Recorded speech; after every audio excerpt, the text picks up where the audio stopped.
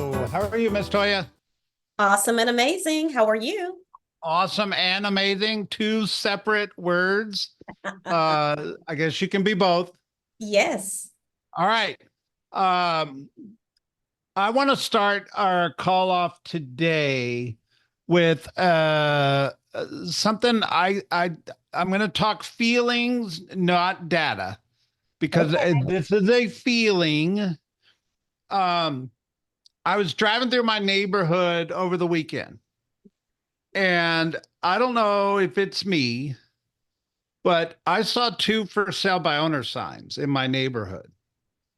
And I haven't seen for sale by owner signs in a very long time. And my feeling, we've been talking a lot about how we believe there's an expired listing market that's coming. Mhm. And my feeling is there might be a for sale by owner market coming. Am I crazy? No, I think, well, first of all, I'd like to say there has always been a for sale by market here, and there's some great resources where you can find those. Zillow, of course, and then Fizbo.com. I love Zillow because they give you, well, both of those sites will give you the contact information of who's coming. But I think we're going to see more, Brett. So the answer to your question is, I think we will see more people trying to do it on their own. And it'll be interesting to see how those numbers grow in that segment. Do you think this is a product of the media and the lawsuit of people saying I'm gonna sell my house myself now? B. I don't know how much I would speculate to say we'll have to watch the percentages to see how much they actually do go up. But I think that there would be some speculation to say that there are some that are responding to what's happening in our market. Yeah, I've used the phrase before, the lost art of selling real estate. Yes. And I remember when I started my career in real estate, some of my best stories were me door knocking for sale by owners Hmm. and getting in the door, actually getting them to list.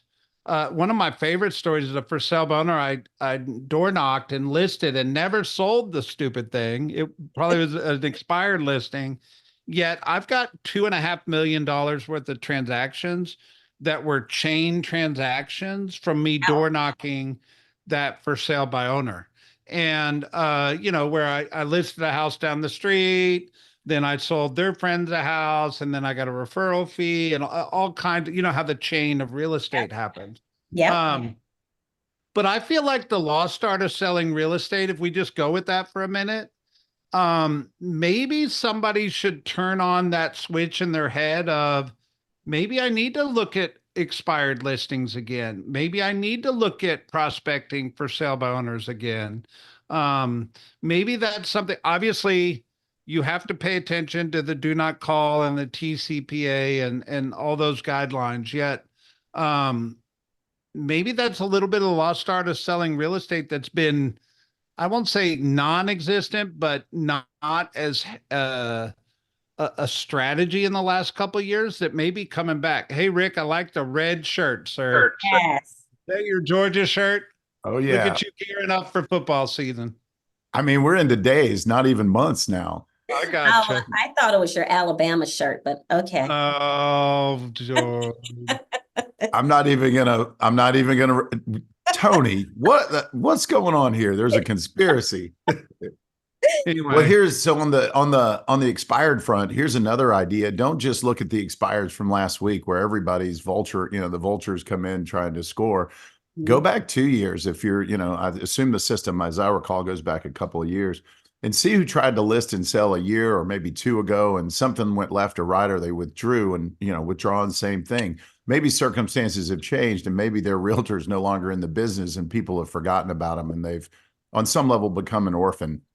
yeah, I love it. I just wanted to start this week with that because I do believe there's a expired listing market coming, and my feeling tells me there's a for sale by owner market coming. And full disclosure, just driving around my neighborhood, saw two signs, and I was like, "Huh, I haven't seen that in a while." Hey, Brett, Um, can I yeah, share go ahead. a story that, because we are telling our agents to look at FISBOs as well as expireds. And one of our agents actually picked up a builder that was doing a small local builder, but for sale by owners. And so I think there's a great opportunity for us to make sure that we are looking at it and to not just disregard it. There you go. Just food for thought. That paid Yep. for your admission to our free industry update today. There you go. All right. Fulton County, drop in new active supply of inventory a little bit. Probably the lowest new active listings coming on the market in a 7-day total since early June.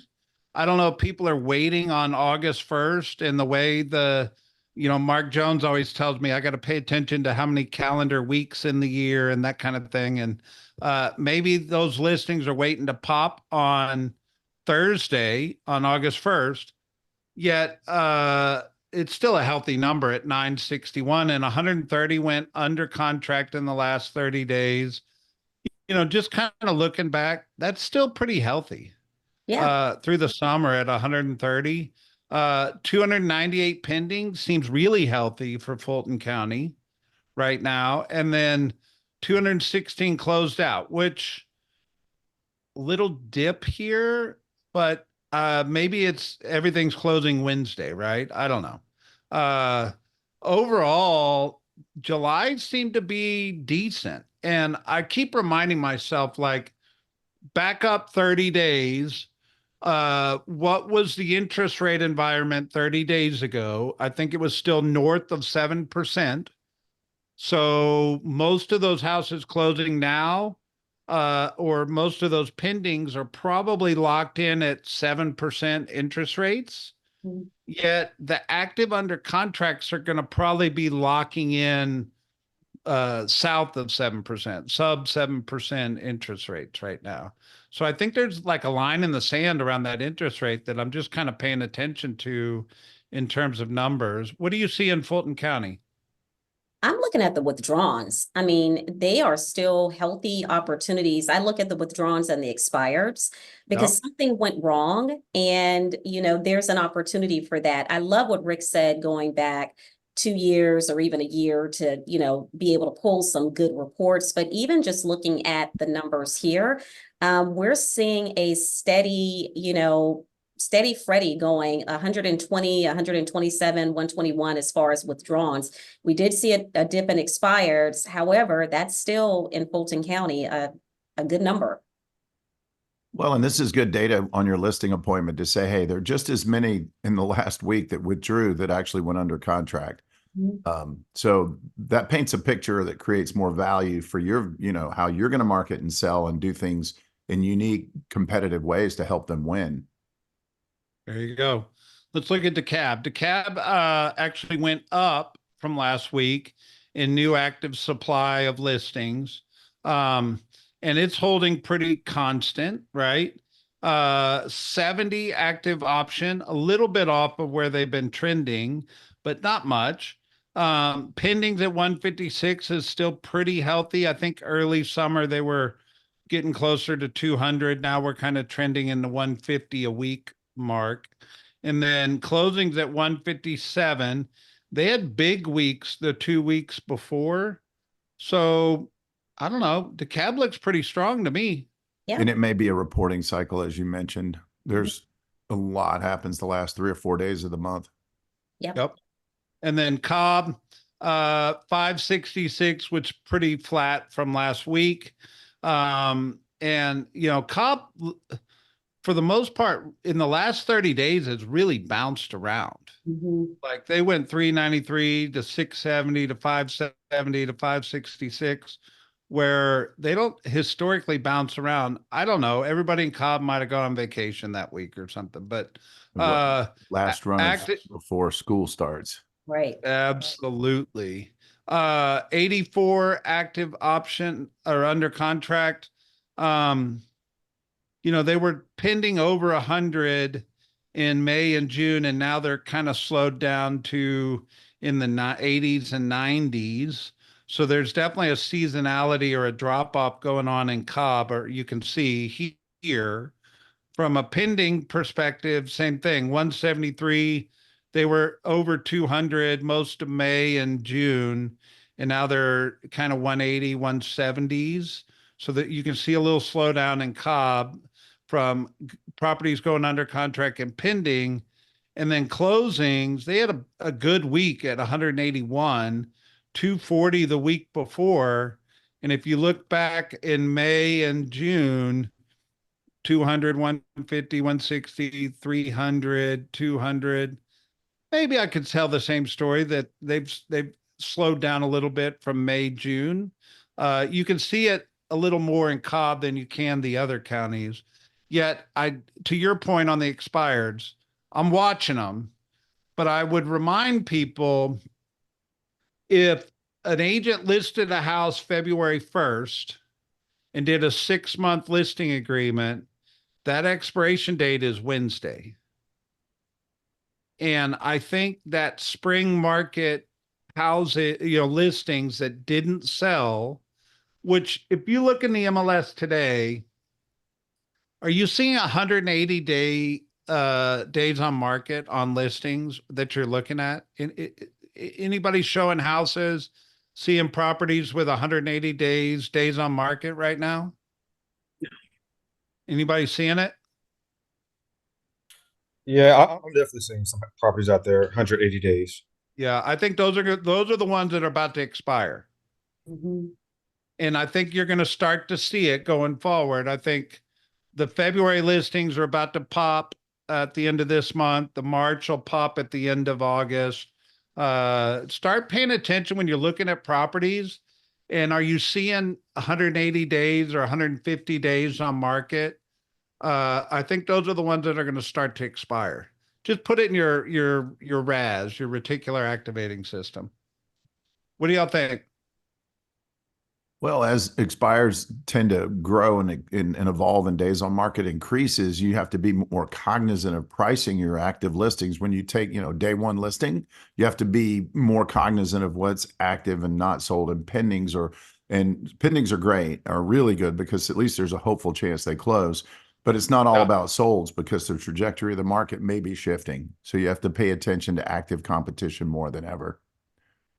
There And I you would go. agree with that. That is the story that we're actually, sharing, is that we really do have to pay attention, not to just what's sold, because it is changing. It almost seems like daily, weekly, for sure. There you go. And go back to, back when the market was really tight, 2009, 10, 11, I would put people in my car and show them the active inventory. Don't just tell them about it. Let them actually touch it and feel it, because there's a discernible difference between a $100,000 kitchen and a $30,000 kitchen, and both advertise brand new renovated kitchen. And in one-dimensional photographs, they may look the same, but they may not be the same. Mhm. There you go. All right. Found this article. I think it hit the newsreel yesterday. It says, see where inflation is the highest and lowest in America.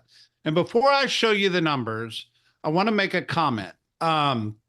Realize U.S. economic policy is created off the national environment, right? So the U.S. inflation is actually coming in at around 2.5% right now, which is good. And it's also where I think you're going to see the economic policy created from, which translate mortgage interest rates. That's really kind of comes from the U.S. economic policy, not local inflation. However, local inflation really kind of talks about where it's hitting us in our pocketbook, whether what are we paying for a gallon of gas? What are we paying for that loaf of bread, if you will? So all that to say, it just goes to show everything's not created equal. Let me zoom in so you can see the this is all metropolitan areas. The 5 highest inflation metropolitan areas are in Hawaii, Dallas, Texas, New York, Boston, and Riverside, California. But the 5 lowest are Atlanta, Denver, Minneapolis, Houston, and Tampa. What do we think of that? I think it's awesome, and it gives us a story to tell. My Yeah. question to listeners today is, are you taking data like this and translating that into a narrative to inspire people to double down and invest in Atlanta, or celebrate the people that you've sold houses to by saying, hey, by the way, this is a really good metric for your future appreciation and our collective success in the city? Who do you 100%. know that I should know that would love to experience what you're experiencing? Yeah. And I would go one step even further. We have places in all of KW that are in these areas. Who are we networking with? Who are we saying, hey, if you have someone that's relocating and making those connections in terms of other KW agents in Hawaii, Dallas, New York, Boston, and Riverside, California, that we could be their referral partner right here in Atlanta. Boom. All right. I wanted to hit some Atlanta articles real quick. So this first article talks about where the wealth lives in Atlanta. And I think it's interesting to know they do it by zip code. The darker the green, the more, that's where more wealth is concentrated. You can imagine certainly downtown Decatur, Buckhead, on up that 400 corridor, and then it spreads out a little bit towards Marietta. Yet that's where most of the wealth or the wealthiest zip codes are. So you can go take a look at that. I think it's important. Yet, where do we rank? So 30326 is the 519th wealthiest zip code in the US. And you can look through this. But more importantly, I wanted to put this up. Where's the wealth moving from that's coming to Atlanta? So if luxury, or you're targeting wealth relocation into Atlanta, it's coming from Los Angeles, Cook County, Illinois, Dallas County, Chicago. Texas, New York, and King County, Washington, which I would venture to say is Seattle. Mm-hmm. Interesting data. If you're a luxury agent and you're wanting to target luxury referrals. So we're all about to jump on a plane and go to Austin for mega agent camp. And we say it in leadership, and I think agents think we're crazy, but I promise you more referral business is done from networking events like this. And if I was a luxury agent or wanting to network in luxury, I'd be targeting LA, Chicago, Dallas, New York, and Seattle. That's where it's coming from, right? It is. And can I just share? I had an agent in my office who attended family reunion because just what you're saying. And do you know they almost capped off of referrals coming out of Texas? Just referrals. And so I always ask agents, what percentage of your business is referral business? Because at least, there should be a healthy margin in terms of referral business. And I think you're right, Brett. This is an excellent opportunity to be able to have the, make a camp pay for itself, but also be able to pick up some good, consistent referrals. There you go. Tax filers moving from Atlanta, where are they going? They're going to LA, New York, Chicago, Charleston. Look, I took a weekend in Charleston. I get it now. Like, that's an awesome place. Yes. And then Miami, Florida. That's where people from Atlanta with money are moving to, or investing in second homes, things like that. I thought that was interesting. And then on the opposite end, so that's around luxury. Let's talk about affordability real quick. So Douglas County is growing quickly, and why? There's a lot of new construction, but they're saying Cherokee, Henry, Forsyth, and Douglas are some of the fastest growing counties in our area. And why is this such a big deal? It's the affordability factor right now. If somebody's looking for first-time home buyer price points, where are they going? And I think that there is a commitment of some of these counties where they're trying to keep affordability in that price point, right? What do you think?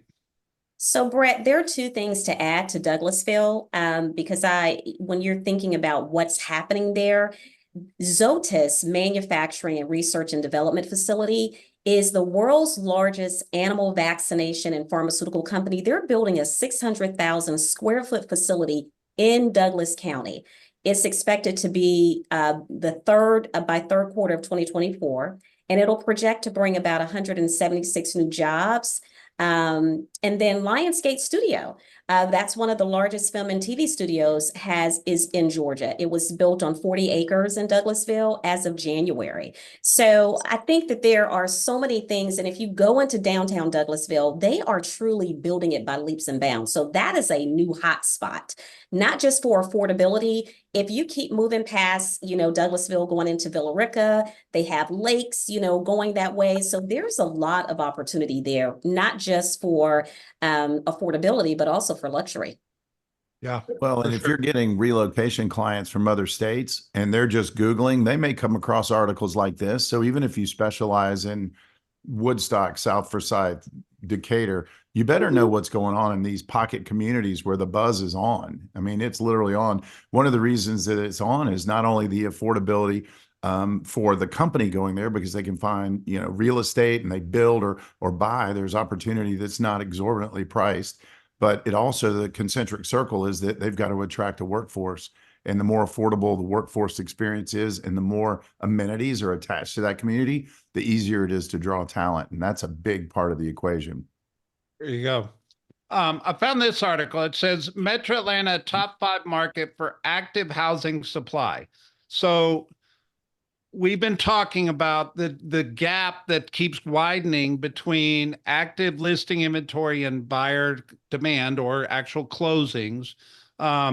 So we are positioning, it's a double-edged conversation, meaning we're growing by leaps and bounds on our housing supply right now. And we're ranking high in the country on active listing inventory. So the metro area had 22,000 active listings in June per we won't mention, an increase of 1,900 homes or 9.5% from the month before, right?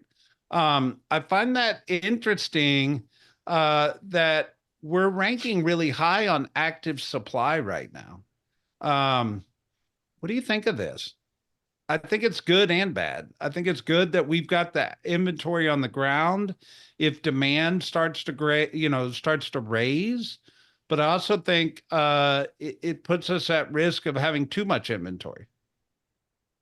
I think it's too early to be concerned with too much inventory, but the trajectory is something to keep an eye on. Yeah. I think choices are good and it inspires buyers to buy. And slightly less competition on houses. There's a percentage of our population that won't buy because they don't want to compete and overpay, and they're more fear-based than opportunity-based. And I think more houses creates a little more, an element of calmness in certain pockets. And again, it's a local service business, locally driven by agents and what's available in your neighborhood, not just the entire metro Atlanta. So cautionary tale there to not consider, macro news, micro news. Zillow reported 1/3 of available listings in the metro Atlanta area experienced a price reduction last month. That's inevitable. Yeah. Yep. By the way, if I'm a listing agent, the message should be great, new listing.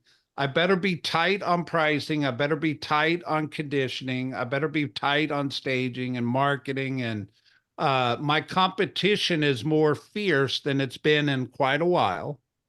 So I better be great at how I'm positioning my property to sell.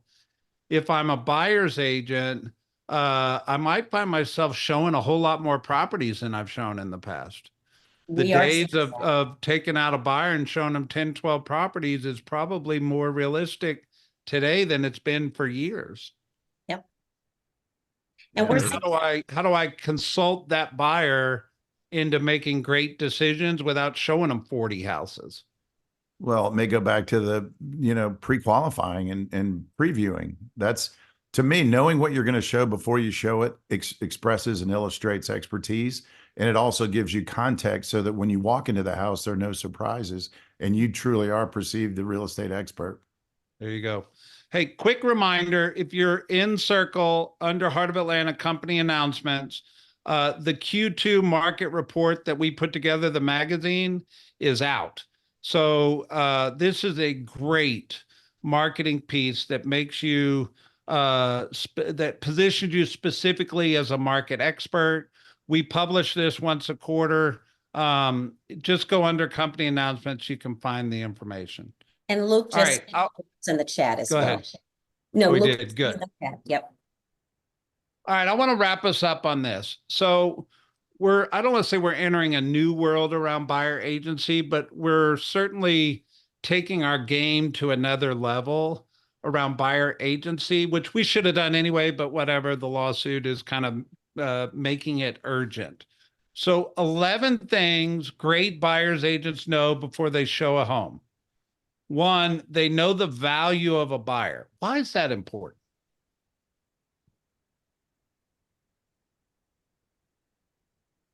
Well, I think it says it. You know, we are a referral-based business. And so we want to make sure that we understand that every buyer is precious at this moment, because if they don't like you, then they like somebody else. They're going to buy with or without us. But our job is to really, help understand how we can actually gain more business. And it's a referral industry. There you go. And they Yeah, know and whether it's the buyers. greatest, it's Go the ahead. greatest opportunity to impress them and the greatest opportunity to also spend time and building that relationship that can withstand the test of time, because they may not sell for 6 or 7 years. If you work with a seller, you sit down, you go through the details of listing, the mechanics, then there's a negotiation contract and a close. You may only collectively spend 2 or 3 hours, where a buyer, it might be 2 or 3 solid days. And so there's a different opportunity to elevate the connection and to create referrals, as Toya said, because of that relational energy. And buyers tend to talk about what they're buying more than sellers talk about selling it in their office and among their peers. It's just an exciting season when you're buying something new and exciting. Yeah. And sellers hold their cards close to their chest because they don't want everybody knowing their business. Buyers tell the world. Yes, they do. Good, That's a bad, big or deal. indifferent. Yeah. They know whether this buyer's working with another agent. I think just a quick comment on this, the way Georgia is positioning our contracts and the way we're training, that you just don't show property without a buyer representation agreement. I don't think this is going to be as big of a thing in the future, where in the past, you might have loosely operated without a buyer rep agreement and not known whether your buyer was working with multiple agents. They know what the buyer can afford through pre-approval of a mortgage. With the interest rates going up and affordability getting tighter, this is obviously a bigger conversation today, or a more important conversation today than it's been in the past, I think. But regardless, that's best practice. They know what the buyer wants and needs. I think that's easy. They know that and can communicate the local market trends. God, I can't iterate enough how important it is that you show up to these calls, and not that we're 100% the experts, but the conversations are created on these calls that then in turn become communication for you and your clients. And I feel like this is the most important conversation to circle around you, around communicating the local market trends. We do it every week for that very reason. And Brett, can then I share an aha? please. So this morning, as I was prepping for the call, going through the articles, I felt a sense of gratitude that you kind of force feed, 5, 6, 7 articles to us every single week. And I would only gather, project a guess that most of us are busy and won't take 30 minutes. And we kind of force feed 5 or 6, 7 key articles that makes you a more informed and capable advocate for your clients. And it's an awesome form, again, of accountability and forced information that's helpful. So thank you. I mean, just on my end, it force feeds me to actually pay attention, because we do this call. Yeah, And if you show up, we're it's just part of the churn of being the expert, right? absolutely. Well, and They most people know. aren't readers and won't carve out time and go specifically searching for it. And so we give you, it's like the easy button. So if you got, people in your office, and you help us promote this, guys, peer-to-peer recommendations are more powerful than any marketing we could ever do to our family here at the Heart of Atlanta Group. All about raising the skill level, right? 100%. All right. Obviously, knowing neighborhood market trends uh, is just a more hyper local. Rick, you always point that out as real estate's hyper local, right? And you do need to understand specific trends about neighborhoods, histories of the homes you're showing. I want to stop on number 8 for a minute. They know the value of relationships with other agents.